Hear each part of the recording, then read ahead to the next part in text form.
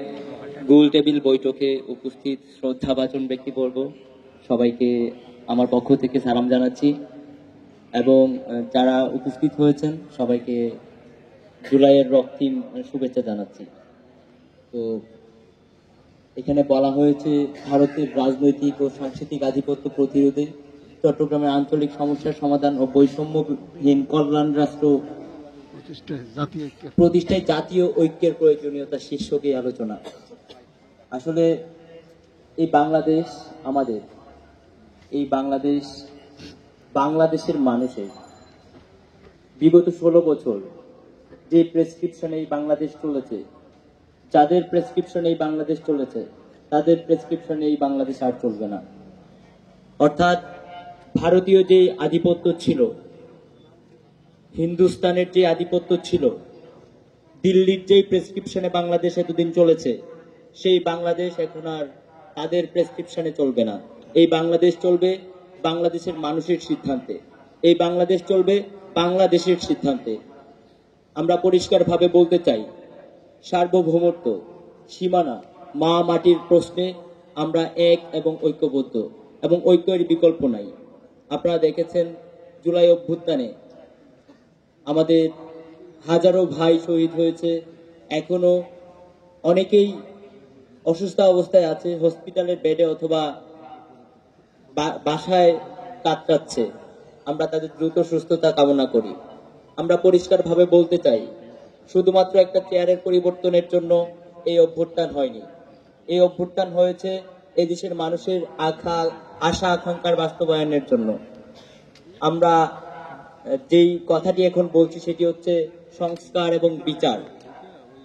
ধরেন আপনার ছেলেকে বা আপনার সন্তানকে যদি কেউ হত্যা করে, যদি কেউ মেরে ফেলে, আপনি তাকে কি ছেড়ে দিবেন এভাবে? এটা কি আদৌ সম্ভব?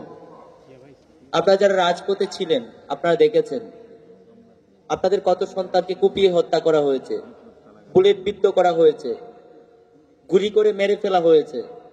আমরা মনে করি যে 2000 পরিবার তাদের সন্তানদেরকে হারিয়েছে, শুধুমাত্র এই 2000 পরিবারই হারায়নি। আমি মনে করি এই 2000 সন্তান তারা আপনাদেরও সন্তান, কারণ বুলেটের নাম লেখা ছিল না। আপনার এখানে যারা উপস্থিত হয়েছেন অনেকেই রাজপথে ছিলেন, অথবা আপনাদের সন্তানরা রাজপথে ছিল। যেই বুলেটের নাম লেখা ছিল না, সেই বুলেট আপনার সন্তানের বুকেও লাগতে পারতো, আপনার বুকেও লাগতে পারতো। তাই আমরা মনে করি যারা শহীদ হয়েছে প্রত্যেকেই এই বাংলাদেশের সন্তান, এখানে যারা উপস্থিত হয়েছেন প্রত্যেকেই তাদের সন্তান। তাই আমরা পরিষ্কারভাবে বলতে চাই, আপনি যেমন আপনার সন্তান হত্যাকারীকে কখনো মাফ করবেন না।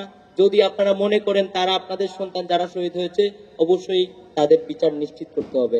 এবং বাংলাদেশকে যেই স্বপ্ন নিয়ে, যেই আশা আকাঙ্ক্ষা নিয়ে আপনাদের সন্তানরা রাজপথে নেমেছিল, সেই আশা আকাঙ্ক্ষার বাস্তবায়ন করতে আপনাদের গাইডলাইন আমাদের জন্য গুরুত্বপূর্ণ। এবং এই জন্য আমাদের যে জাতীয় ঐক্য আছে সেই ঐক্যের বিকল্প নাই। আমরা মনে করি খুনি হাসিনার ব্যাপারে আমরা সবাই এক এবং ঐক্যবদ্ধ।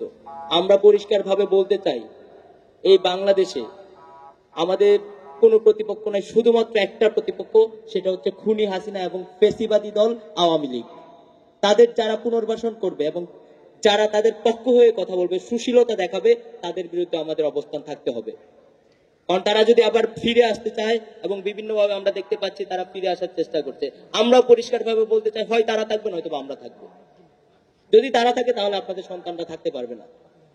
তাই আপনাদের নিজেদের সন্তানদের রক্ষার্থে এবং বাংলাদেশকে রক্ষার্থে, বাংলাদেশের সার্বভৌমত্ব রক্ষার্থে, শহীদদের স্বপ্ন বাস্তবায়নের ক্ষেত্রে আমাদের ঐক্যের বিকল্প নাই। সবাই ভালো থাকেন, সুস্থ থাকেন।